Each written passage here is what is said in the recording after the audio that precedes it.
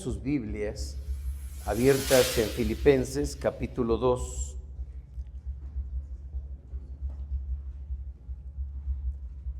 A partir del versículo 3, nada hagáis por contienda o por vanidad, antes bien con humildad estimando cada uno a los demás como superiores a él mismo, no mirando cada uno por lo suyo propio, sino cada cual también por lo de los demás. Haya pues en vosotros este mismo sentir que hubo en Cristo Jesús, el cual siendo en forma de Dios, no estimó en ser igual a Dios como cosa a que aferrarse, sino que se despojó a sí mismo, tomando forma de siervo, hecho semejante a los hombres. Y estando en la condición de hombre, se humilló a sí mismo, haciéndose obediente hasta la muerte y la muerte de cruz, por lo cual Dios también lo exaltó hasta lo sumo y le dio un nombre que es sobre todo nombre, para que en el nombre de Jesús se doble toda rodilla de los que están en los cielos y en la tierra y debajo de la tierra, y toda lengua confiese que Jesucristo es el Señor, para gloria de Dios Padre. Ocupen su lugar. La contienda y la vanagloria pueden destruir una vida, pueden destruir una relación, pueden destruir una familia, pueden destruir una iglesia, pueden destruir cualquier grupo. Estos dos elementos. Hablamos de eslabones muy débiles por donde la unidad de Cristo con su iglesia se rompe.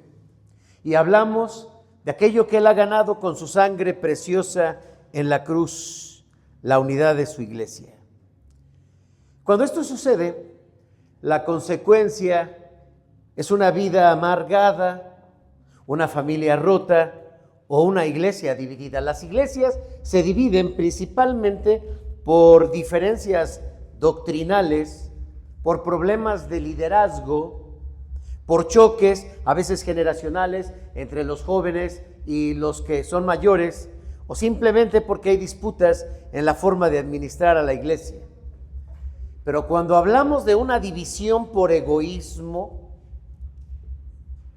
cuando las preferencias personales, el deseo de poder, de liderazgo, de autoridad, de imponer, destruye la comunidad cristiana. Podemos pensar en algunos ejemplos como las luchas generacionales, querramos que no, es un tema muy latente, por lo menos desde los últimos 10 años hacia acá, cuando una generación va avanzando, pero otras van emergiendo en la sociedad. Cuando los que han dirigido a la iglesia durante mucho tiempo, de pronto no ceden la autoridad, no ceden la confianza a las nuevas generaciones. Ese es un ejemplo. Hay egoísmo. Otra puede ser por la búsqueda de protagonismo, los líderes o miembros que llegan a dividir la congregación porque exigen que las decisiones, que los ministerios, incluso que los recursos o las decisiones giren en torno a uno mismo. Sí, hablo de los pastores, hablo de los líderes, de los consistorios. Y también tenemos que reconocer que hay grupos que reclaman cierta atención. Aquí en la iglesia tenemos, por ejemplo, grupos como ¿cuáles? Venga. La femenil, luego. Los jóvenes, luego. La escuela de formación cristiana, luego. A los que llamamos ministerios. Y que podemos pensar que mi grupo es más importante que los demás.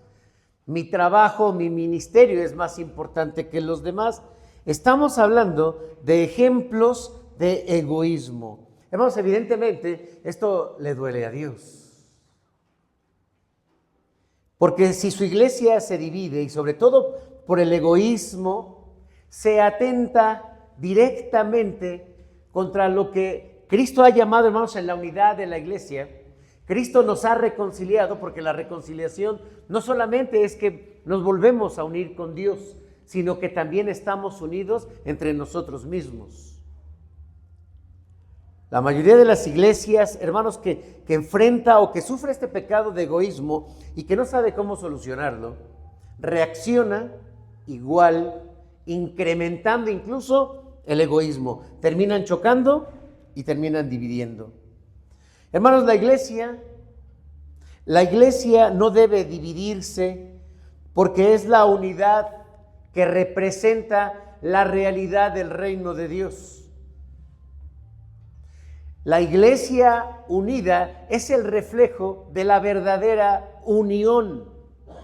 En el reino de los cielos, que es la verdad, que es lo que estamos descubriendo en el Evangelio, en el reino de Dios no existen divisiones porque no son posibles. Estamos unidos por Cristo y estamos unidos por el Espíritu Santo. Toda la creación está unida a Dios. El ser humano está unido a Dios. No importa si su forma de pensar le dice otra cosa. Hay unidad en el reino de Dios. La iglesia de Filipos, que acabamos de leer hace un momento, hermanos, era la congregación, a lo que se dice, la iglesia más amada del apóstol Pablo.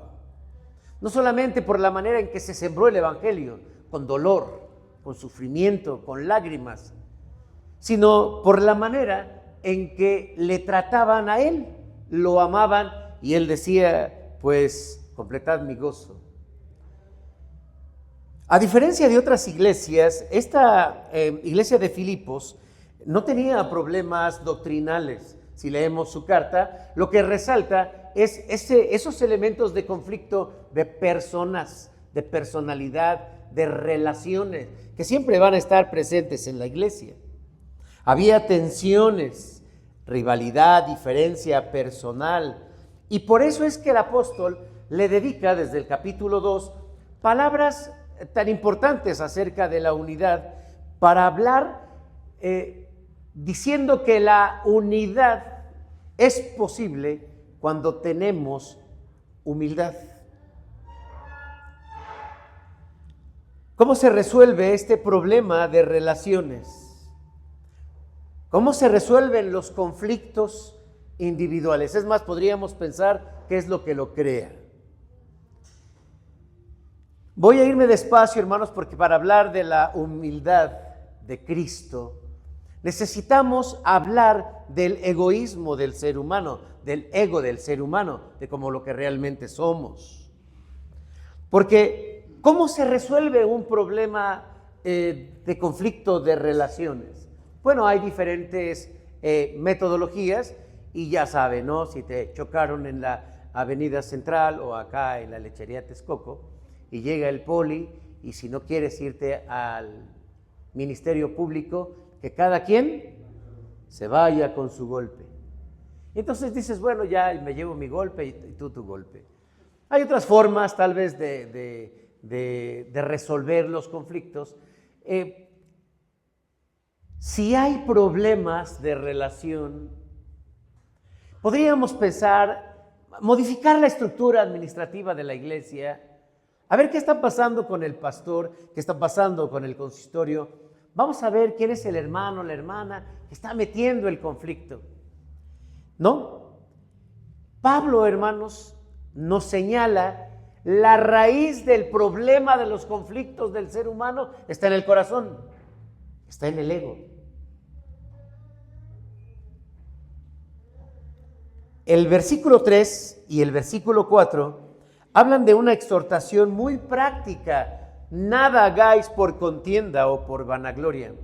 Pero a partir del versículo 5 hasta el versículo 8, bueno, hasta el 10 u 11, habla sobre el ejemplo de lo que es la humildad, que es Jesucristo.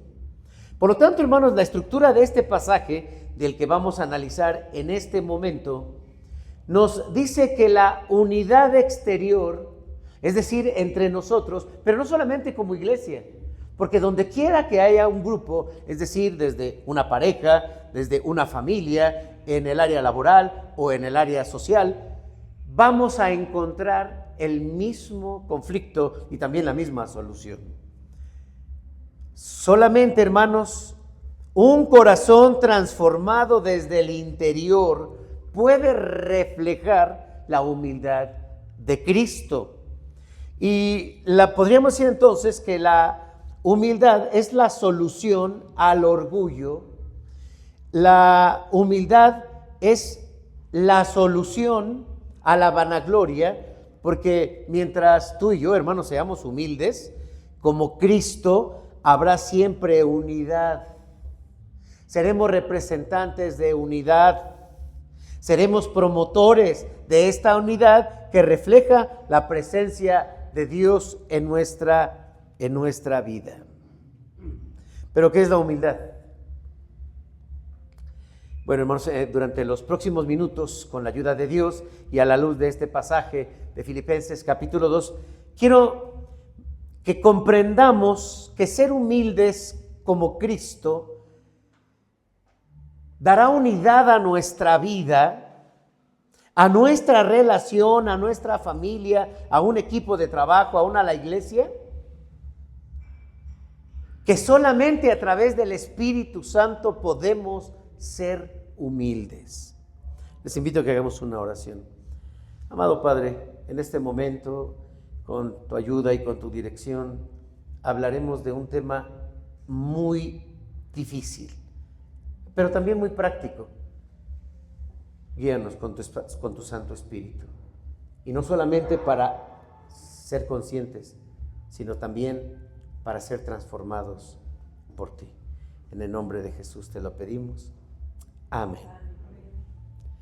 Bien, déjenme poner en contexto, hermanos, el tema de la humildad de nuestros días. Vivimos en una sociedad cuya estructura y cuyas condiciones favorecen o forman en un individuo un espíritu de individualidad y un espíritu de competencia. Sí, se enseña a los hijos y órale, tienes que echarle, tienes que aprender, tienes que ser el mejor. Y esto puede conflictuar la mente de un niño porque no sabe qué es ser el mejor desde el punto de vista del padre, pero como niño comienza a destacarse haciendo a un lado a los demás. Esto es un conflicto.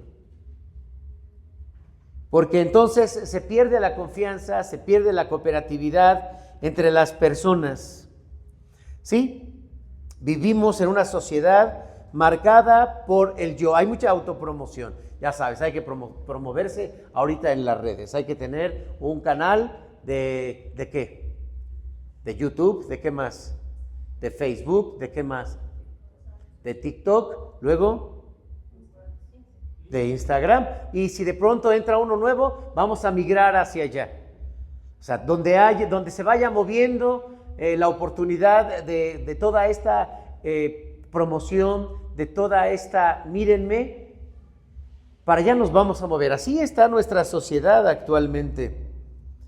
Y miren que esto a la vez ha traído un problema que se esperaba, porque entonces hay mucha competencia. Si yo quiero ganar la atención inmediatamente, cuando alguien abra las redes, ¿qué debo hacer? ¿En qué debo pensar? Bueno, para eso también hay toda una asesoría, hay toda una serie de canales que te dicen cómo atraer la atención de los demás sobre otros. La competencia es muy fuerte, pero a la vez esto trae mucho estrés. Desde hace más de 100 años comenzó en la psicología el concepto de la autoestima. Un alemán que se llamó Wilhelm James, que es el fundador de la psicología, en 1882 funda el primer laboratorio de psicología en Alemania y comienza a hablar cómo afectan los éxitos o los fracasos en la autoestima de una persona. Y a partir de ahí, toda una línea ha hablado acerca de la autoestima, pero se pierde la línea, la claridad, dónde está la autoestima y dónde está el egoísmo.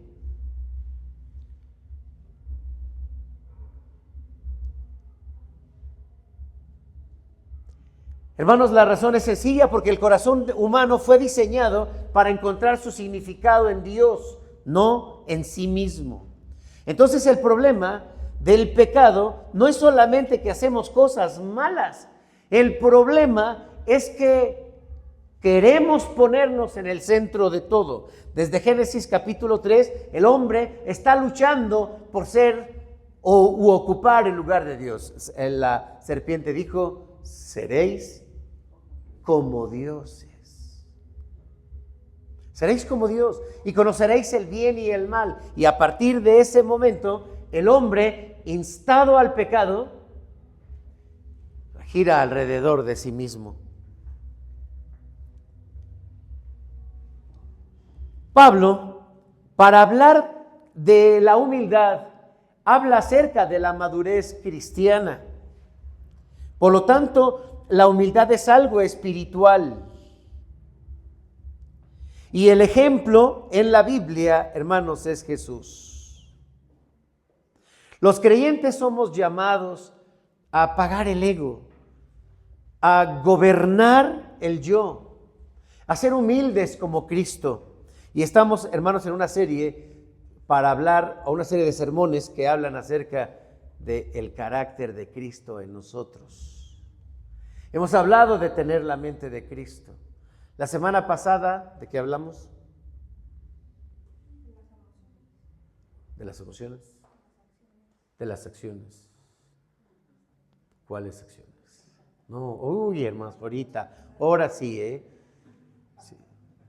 Si yo me tardo en el sermón porque estoy remarca y no es suficiente, Ahora sí, hermanos.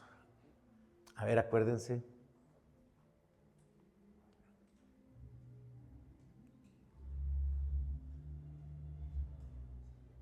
Miren, hermanos, que esto se transmite a América Latina, Estados Unidos y el mundo entero.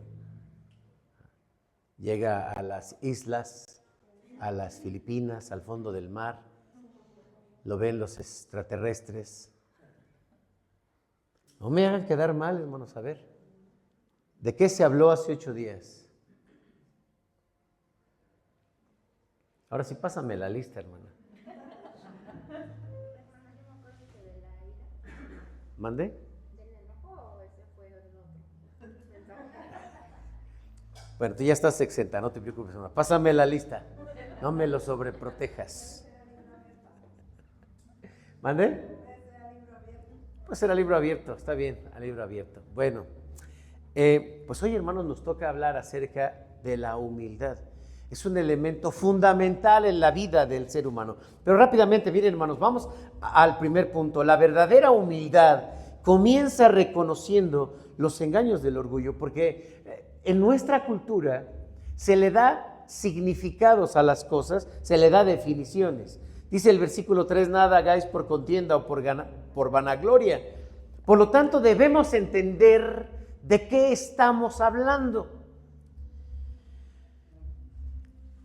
Es un tema muy conflictivo, es un tema muy difícil de hablar de él.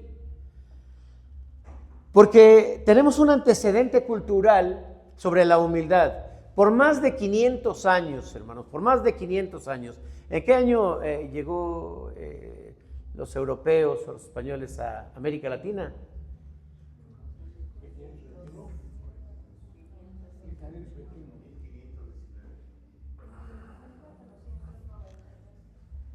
Miren, aquí sí participan de esto, pero les pido del sermón y no, que se empiezan a ver, se hacen los dormidos. Ok, dice la historia que Cristóbal Colón llegó en 1492. Ya dice la historia que se van repartiendo y en 1521 llegan a Tenochtitlán. A partir de ese momento, hermanos, llega a América un concepto de lo que es la humildad. ¿Por qué? Porque el concepto de humildad tuvo dos dimensiones. Por un lado, operó como un ideal religioso que exigía la sumisión a los designios de la corona, en este caso de España, pero también a la iglesia. Y también sirvió como una herramienta ideológica de dominación utilizada para justificar la evangelización y someter a las poblaciones indígenas.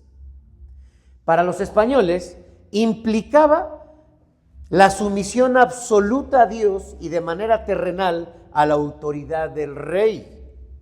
Para los misioneros, particularmente los jesuitas y los franciscanos, profesar una pobreza evangélica y vivir con austeridad era fundamental para validar su autoridad moral.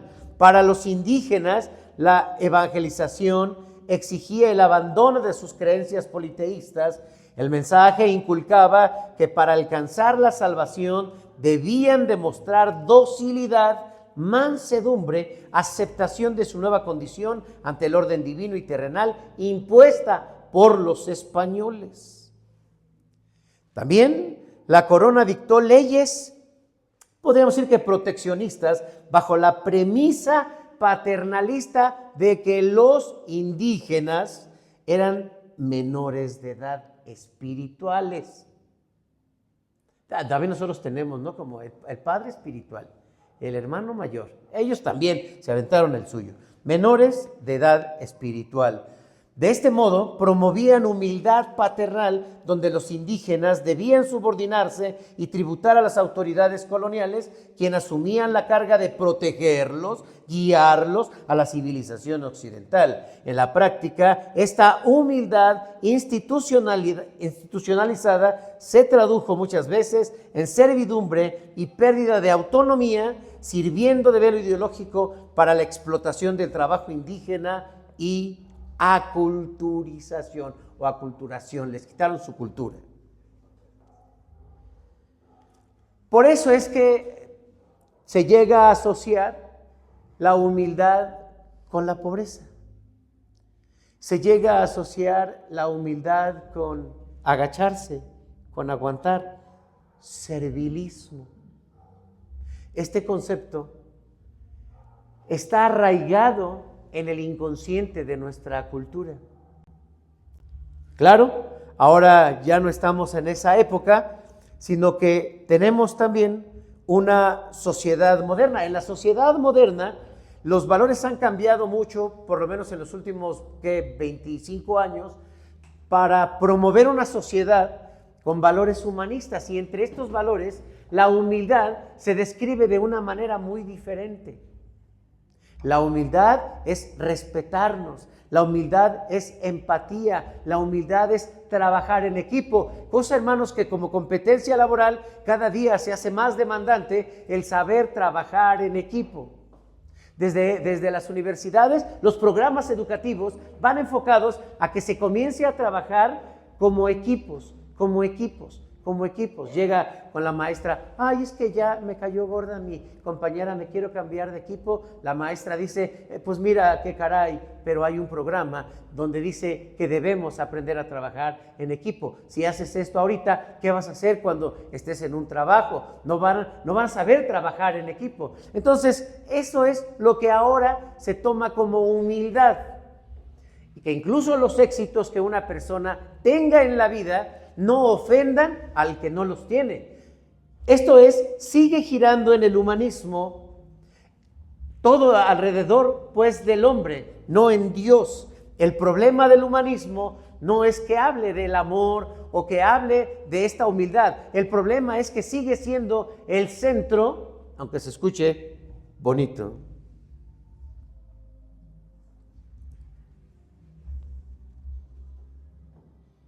Pero hermanos, hablar también del egoísmo y hablar también del orgullo y hablar del ego nos hace a nosotros remitirnos inmediatamente a la condición de pecadores que somos.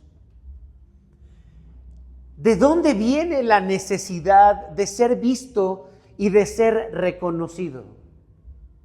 La psicología, y digo la psicología es humanista, dice que esto se origina cuando somos muy pequeños y carecemos de atención o experimentamos mucho rechazo. Pero hermanos, la Biblia nos dice que el corazón del hombre está contaminado y en todo quiere ser el primero. ¿Quedó claro? Nada más tú, hermana. ¿A ustedes no les quedó claro? Vuelvo a empezar el sermón. Muy buenas tardes, hermanos. No, muy buenos días. Voy a pedirles que abran su Biblia en Filipenses 2, del 3 al 8. No, no me regreso, hermanos, no me regreso.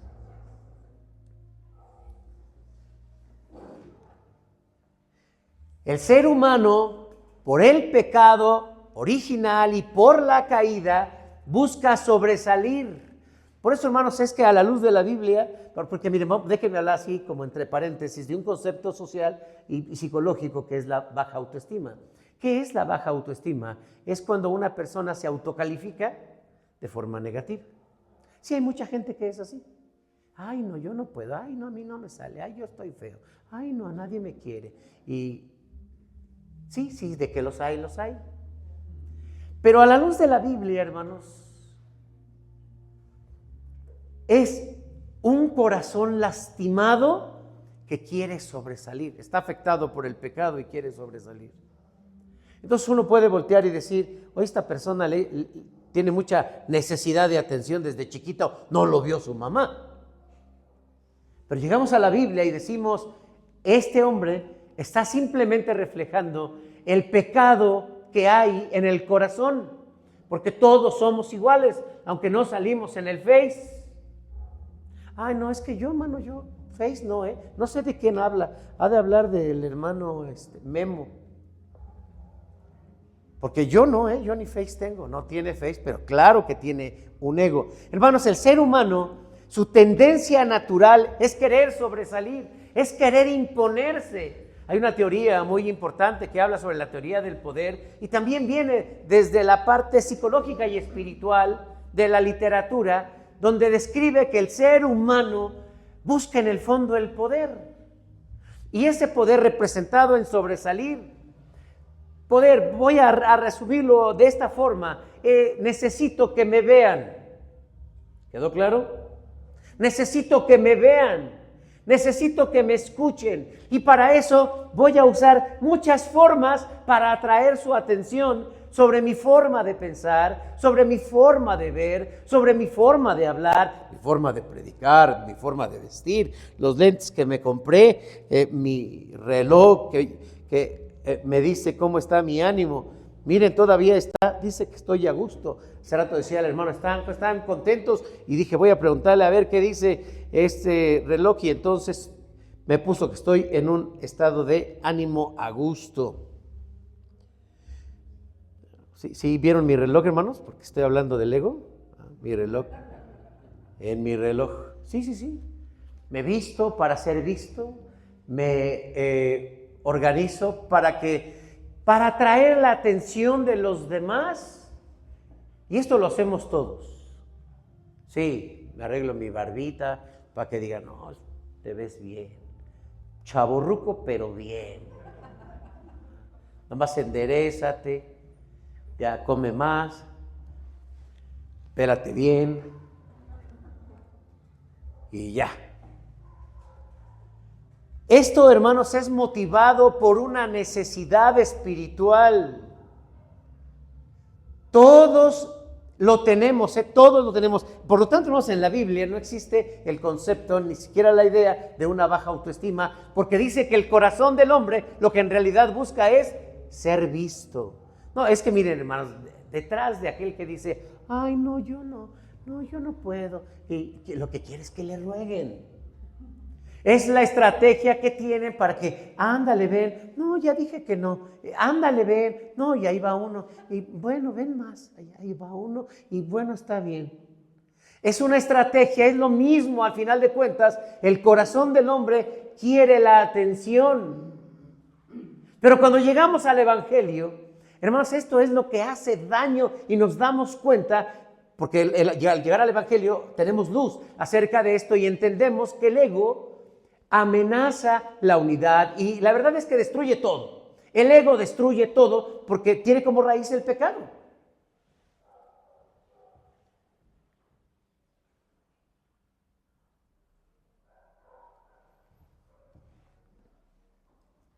No siempre se impone, a veces se presenta como una necesidad de aprobación, a veces muy susceptibles, muy sensibles. Hay gente muy sensible que apenas si le dicen algo que no le gusta, ¿y qué pasa? Se enoja. Es que a mí no me gusta.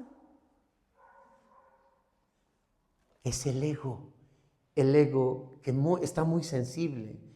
La dificultad para recibir una corrección, porque cuando alguien nos quiere hacer una corrección, simplemente no la aceptamos. Es una manera, y aunque la justifiquemos y digamos lo que querramos, es el ego. El deseo de controlar las situaciones es el ego. Necesidad de tener siempre la razón es el ego. Por lo tanto, la humildad, hermanos, auténtica comienza cuando reconocemos la presencia del orgullo en el corazón como una evidencia del pecado que mora en el ser humano. Debemos depender solamente a Dios. Por eso, hermanos, toda atención, toda dirección y toda gloria debe de ser a Dios. Claro, en términos bíblicos podríamos decir hoy en día que todos los likes, que todos los me gustas, que todos los corazoncitos y los que hasta cuestan billete, porque y ahora ya échame una flor, no cuesta 5 pesos. Si no, no arranco. Los likes, ¿no? O sea, todo esto tiene que ser para Dios, hablando en un contexto más contemporáneo. Quien es consciente, hermanos, de este problema, busca ayuda, sí. Yo estoy en el área de la atención psicológica y creo, hermanos, que la gente quiere encontrar qué está pasando y llega a este punto. Pero cuando hablamos de la iglesia, a la iglesia le cuesta más trabajo entenderlo. Creo porque lo justificamos con la santidad o la santificación y simplemente pues lo distorsionamos. El evangelio, hermanos, es la verdad. La humildad es el antídoto eficaz, el amor de Dios, la presencia del Espíritu Santo en nuestra vida. Por lo tanto, hermanos, no podemos justificar el orgullo diciendo que de esta manera nos protegemos de un abuso. No podemos justificar el orgullo como una forma de autoestima alta. No podemos justificar el orgullo como una forma de identidad cristiana. Justificar el egoísmo es un retroceso en la fe. Justificar el egoísmo es amar al mundo. Justificar el egoísmo es rechazar a Cristo y rechazar el evangelio. Justificar el egoísmo simplemente es negar la fe. Una vez, hermanos, que hemos establecido lo que no es la humildad, miremos ahora a Cristo. Porque la verdadera humildad, en segundo lugar, se aprende contemplando a Cristo. Pablo, a partir del versículo 5, y les pido por favor que lo leamos, estamos en Filipenses capítulo 2, versículo 5. Pablo pone el ejemplo de Jesús. Haya pues en vosotros este sentir que hubo también en Cristo Jesús, el cual, siendo en forma de Dios,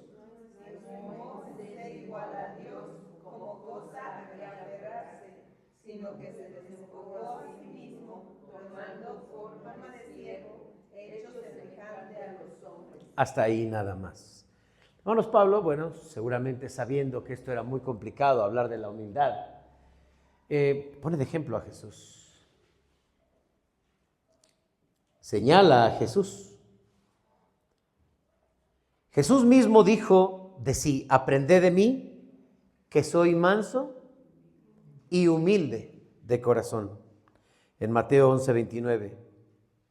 Hermanos, mirar a Jesús nos permite comprender lo que es la humildad, porque la humildad en estos términos hay que entenderlo no es una técnica de desarrollo personal. O sea, imagínense, hoy están dando un curso de cómo ser humilde. ¿Han visto ustedes algo así? No, eso no tiene que ver con esto. Tenemos que mirar a Jesús. ¿Pero qué hemos de mirar de Jesús? Número uno, hermanos, que Cristo renunció a sus privilegios, porque siendo Dios, pero nunca renunció a su identidad. Nunca dejó de ser Dios. Él siempre fue Dios, en todo momento fue Dios. Creemos en la doble naturaleza de Cristo. Él siempre fue Dios y Él siempre fue hombre.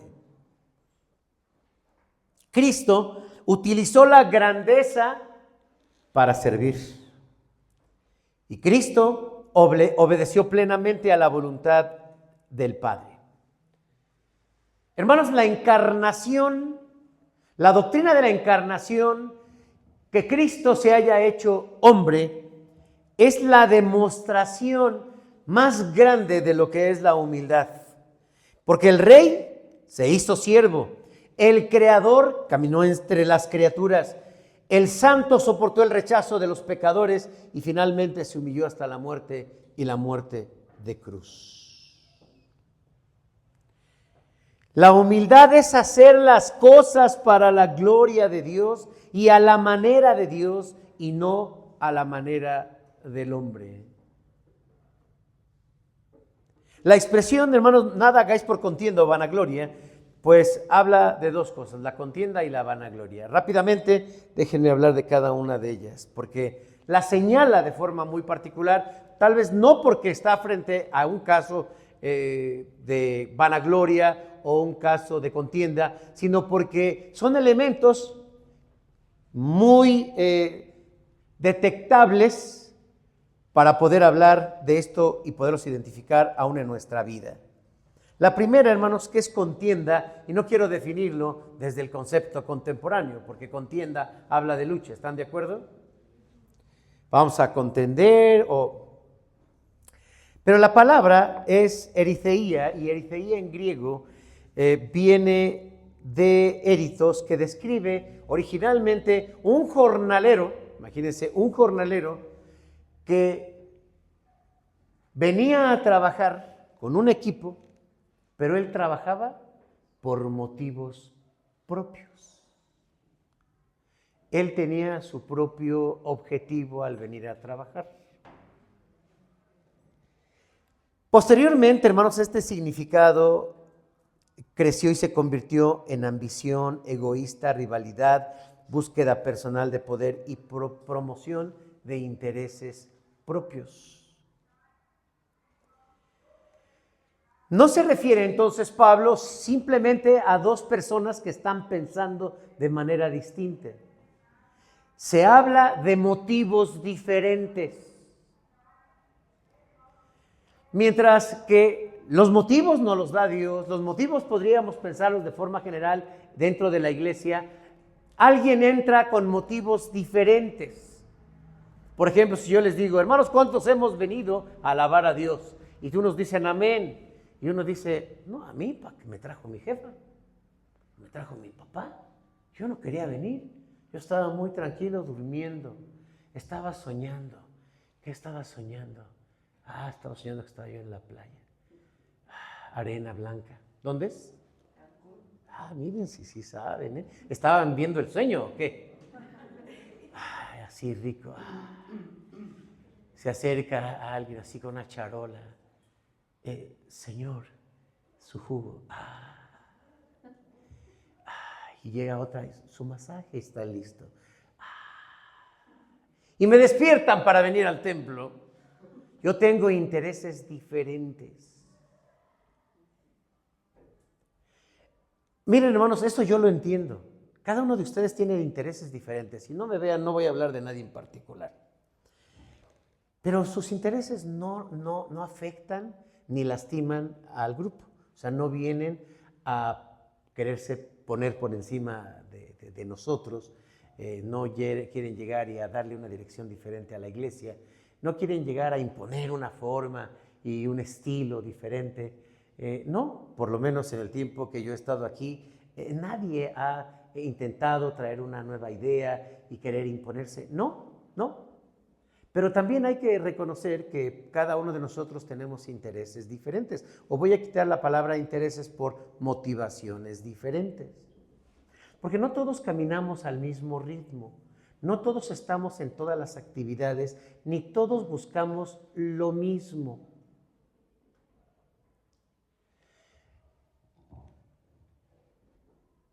También dentro de una pareja hay intereses diferentes. Uno busca una cosa, otro busca otra cosa.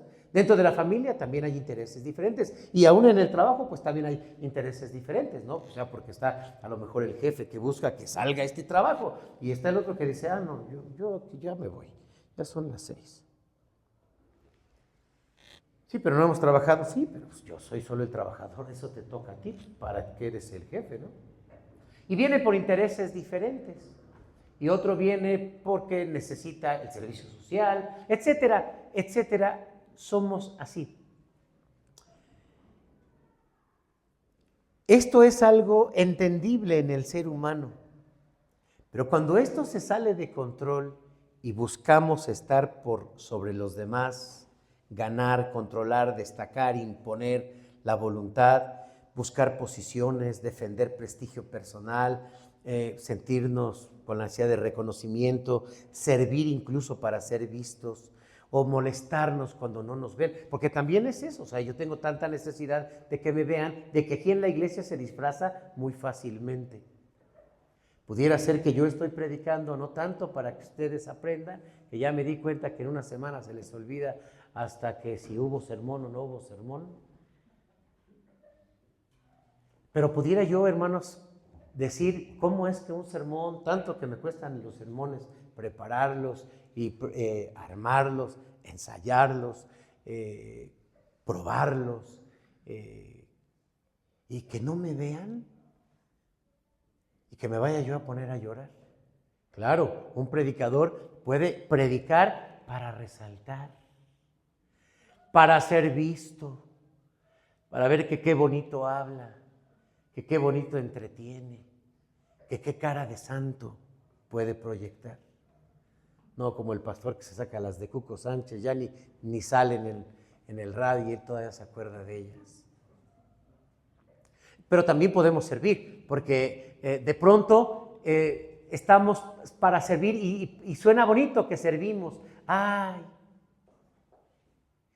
¡Qué bonito! Porque parece que servimos, pero en el fondo, hermanos, el día que no me ven, el día que no me llaman para hacer algo, y esto nos ha pasado en la iglesia, ya hemos hablado de ello y lo hemos hablado en pleno culto, me ofendo o nos ofendemos.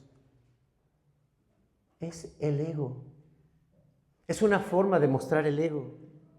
Lo peor, hermanos, es que los líderes fomentamos o llegamos a fomentar esta actitud con los hermanos.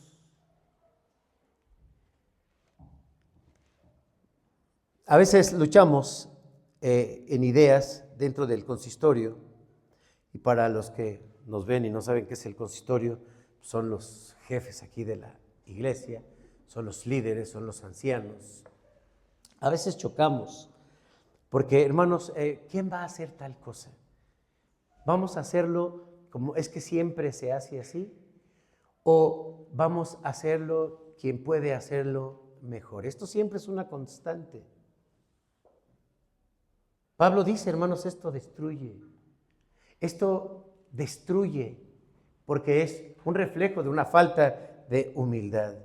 La siguiente, hermanos, es la vanagloria, y la vanagloria simplemente es buscar la gloria en algo vacío, es una gloria vacía. Pero recordemos a Jesús cuando dijo, ¿de qué aprovechará el hombre si ganare todo el mundo, pero pierde su alma? ¿O qué recompensa dará el hombre por su alma? Mateo 16, 26. Hermanos, no podemos centrarnos en la atención de los demás. Se siente muy bonito que le den a uno la atención, porque si yo canto, que los demás digan, ay, bueno, qué bonito cantas. ¿Qué se siente? ¿Qué se siente, Memo, que te dicen a ti? Sí, porque una vez yo escuché a alguien que dijo, cuando canta el hermano Memo, yo siento que estoy escuchando a Los Ángeles. Y dije, ¿los azules? Sí, de verdad, en serio. O sea, yo sentí, es mi cuñado, hermano, es mi cuñado. ¿No? ¿Qué se siente cuando alguien le dice, pasa aquí a predicar, oye, qué bien predicaste, oye, qué bien, qué claro, qué bueno, hasta me edificó? ¿Qué sientes cuando alguien te dice gracias como señal de reconocimiento? Es una trampa, es una trampa. Es lo que ofrece el mundo. Tus 100 likes que les dan a tus actividades o a tus fotos. Así, ay, ¿de qué le sirve al hombre ganarse todo el mundo? Oye, qué bonita estás, qué guapo estás. Oye, qué perfumazo. ¿De dónde te lo trajiste? Lo mandé a hacer. Que nos reconozcan en aquello que hacemos, se siente uno bien. Hermanos, pero de verdad es un peligro. Es un peligro, porque somos tan variables que simplemente damos una opinión en un momento, pero después algo ya no nos gusta y ¿qué creen? ¿Qué creen? Sí, un día te dijeron, eres la mejor persona del mundo y después te mandaron a volar. Porque así somos los seres humanos. No, no vale, eso es vacío. Hermanos, no nos creamos esa idea. Por eso nos hace tanto daño en nuestra sociedad la palabra de otros, porque les hacemos mucho caso. Pero de verdad, hermanos, creo que estamos bien si nosotros dirigimos nuestra atención a Dios y solamente buscamos la atención a Dios. Y todo lo hacemos para la gloria de Dios. Y entonces, déjenme poner simplemente entre paréntesis que no se trata de que ya no publiques nada. No, se trata de que tengas claridad de que todo es para Dios. De que lo que ven los demás puede ser algo temporal, pero lo que Dios ve es algo para la eternidad. Y que buscamos la opinión de Dios más que la opinión de los demás. Pero si tomamos la opinión de los demás y dejamos a un lado la opinión de Dios, estamos muy, pero muy perdidos.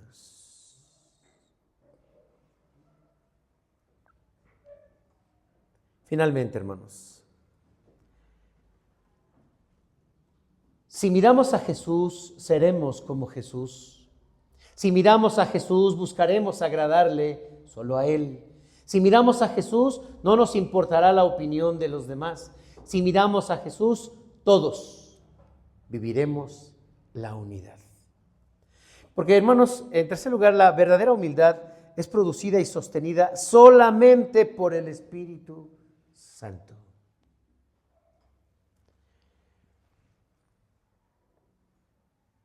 Nadie puede producir una humildad genuina solo con su puro esfuerzo, porque el orgullo forma parte de la naturaleza caída del ser humano. Por eso necesitamos la obra sobrenatural del Espíritu Santo que nos ilumine en la condición pecaminosa en la que estamos y que nos convence de pecado. Es quien produce arrepentimiento, es quien forma progresivamente en nosotros el carácter de Cristo. Necesitamos al Espíritu Santo para acabar con este egoísmo. Por lo tanto, hermanos, la humildad forma parte de la santificación.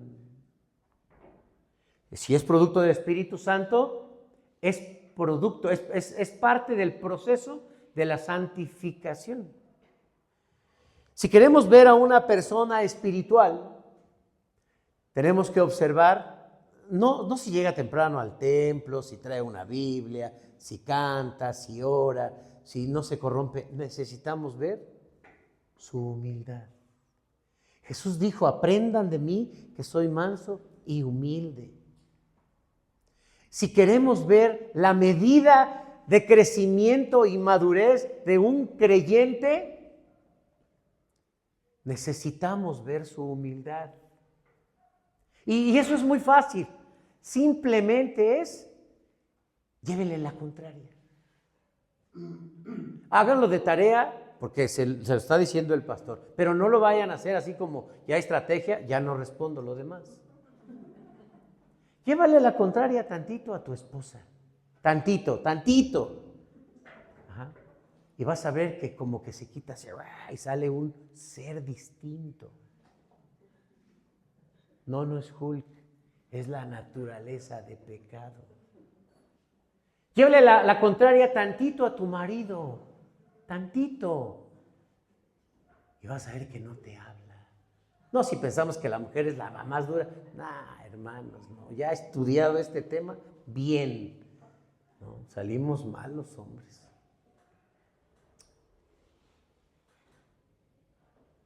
Llévale la contraria a tus papás. Llévale tantita la contraria a tu jefe. Llévale la contraria a tus hijos. Y te vas a dar cuenta cómo reaccionamos. Dile algo que no le gusta a una persona y te darás cuenta cómo reacciona. Dile a alguien que lo que hizo no estuvo tan bueno. Oye, hermano, eso de tu sermón, hermano, como que ya estás hablando mucho de él. Y se va a ofender el predicador.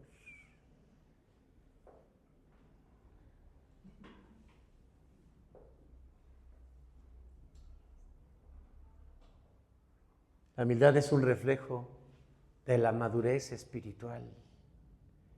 Si tú eres de los que te prendes rápido, que se dicen, yo soy de mecha corta, ¿han escuchado eso? Es una forma de decir, yo soy muy niño espiritual. Lo utiliza Pablo, ¿no? Para no se vaya a ofender a alguien ahí que diga, dígalo hermano, dígalo y me salgo.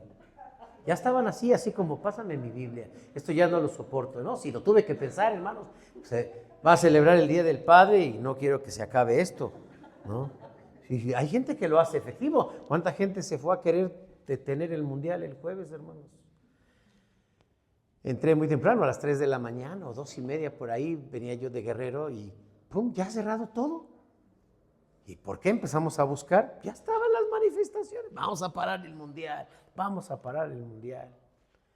Sí, hay gente que no soporta, es gente muy sensible, que apenas si le llevas la contraria, le dices algo que no le gusta y ya no puede con eso.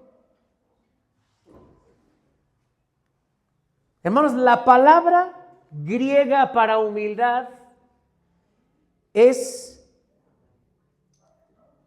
una palabra compuesta de tapeinos, que significa bajo, pequeño, dependiente, y freneo, que significa mente, forma de pensar. La palabra podría traducirse como mentalidad humilde. La humildad, hermanos, es mentalidad, no son acciones. Ay, el hermano hoy vino bien humilde, se trajo su moto, la 500, la Honda, con poco kilometraje, viene bien humilde.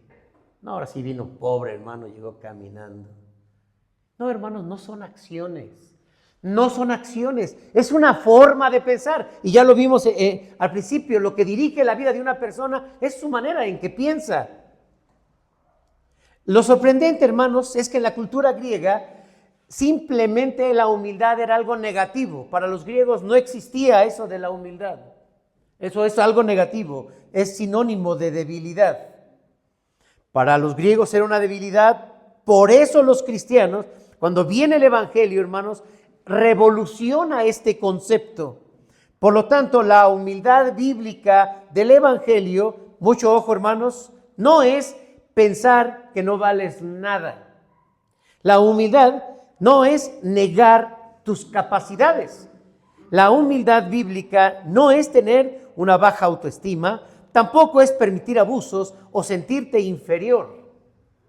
La humildad a la luz del Evangelio y de la Biblia sí es reconocer quién es Dios, que es la fuente, es el origen de todo. Para quien es la gloria, la honra y el poder por todos los siglos de los siglos. Si comemos o bebemos, hacemos todo para la gloria de Dios. Pero también es reconocer quién soy delante de Él. Sí, soy una criatura redimida, que Cristo nos ha transformado y nos ha hecho diferentes y nos ha traspasado de la oscuridad al reino de la luz y de su amado Hijo Jesucristo, en quien tendremos redención por su sangre y el perdón de los pecados. Es entender que todo lo que poseo proviene de la gracia de Dios. Es utilizar mis dones para servir. Es colocar, incluso dice Pablo, los intereses de otros a los míos. Podríamos entonces resumir que la humildad es una mente transformada por Dios que deja de girar alrededor de sí misma y aprende a vivir para la gloria de Dios y el bien de los demás. Y la verdadera humildad se va a manifestar en la vida cotidiana, por ejemplo en la casa, cuando por amor a Dios vives para los tuyos y no los usas para ti. Cuando en el matrimonio, por amor a Dios, vives para tu pareja y no la usas para ti. Cuando en la iglesia, por amor a Dios, promueves y cuidas la unidad. Cuando en el trabajo, simplemente por amor a Dios, haces a un lado tus ideas, tus pensamientos y sigues instrucciones. Conclusión, queridos oyentes, queridos hermanos, la vida cristiana se manifiesta en la forma en que nos ubicamos en esta tierra. Ni somos la cabeza, porque la cabeza es Cristo. Ni en la casa eres el rey, porque la cabeza es Cristo. Ni tú eres la que mandas, ni la que organizas, no, eso es tu posición en esta tierra, el orden donde no solamente lo reconoces, sino lo aceptas. Eso es humildad.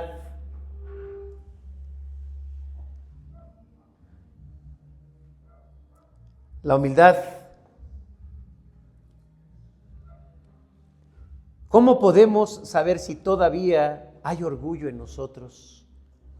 Hermano, pero yo ¿cómo puedo darme cuenta? ¿Cómo puedo saber si todavía debo luchar con esto? Cuando necesitas tener siempre la razón. Cuando te cuesta trabajo recibir una corrección. Cuando te ofendes con facilidad. Cuando criticas a otros por lo que hacen y no te gusta. Cuando te comparas constantemente con otros. Cuando te preocupa más tu reputación que la santidad o agradar a Dios. Y cuando sirves esperando reconocimiento. En contraste, hermanos, la humildad comienza cuando comenzamos a escuchar. Cuando podemos aprender, cuando podemos pedir perdón, cuando estamos dispuestos a servir, cuando incluso estamos dispuestos a ceder, podemos alegrarnos por el crecimiento de otros, por el desarrollo de otros, en vez de señalar sus errores. Hermanos, creo que debemos examinar qué áreas de nuestra vida están siendo gobernadas por nuestras decisiones y pensamientos egoístas, porque en el fondo estamos siendo dirigidos por el diablo. En Génesis capítulo 3, hermanos, es el método que utilizó el diablo. Ponerte en el centro. De ahí es la base, el fundamento del humanismo en el que vive nuestra sociedad. Necesitamos, hermanos, revisarnos. Necesitamos hacer a un lado esas características de las que nos hemos ya casado. Así soy, es mi carácter, pues así es mi familia, así somos todos. Y como dijo José, así nací y así me moriré. Y debemos preguntarnos, hermanos, si nuestras relaciones están siendo realmente construidas sobre el servicio y sobre el amor a Dios. Porque en nuestra familia o en el matrimonio la humildad permite escuchar, la humildad permite comprender y la humildad permite perdonar. En la iglesia la humildad protege la unidad, elimina rivalidades y fortalece la comunión. Ministerialmente, hermanos, la humildad nos recuerda que en el reino solo le pertenece a Dios. Solo a Él la gloria y no a nosotros. Y como dijera ese salmo, ese himno número 2, que si algo de gloria recibimos, toda es para Él. Que Dios añada bendición, hermanos, a su palabra.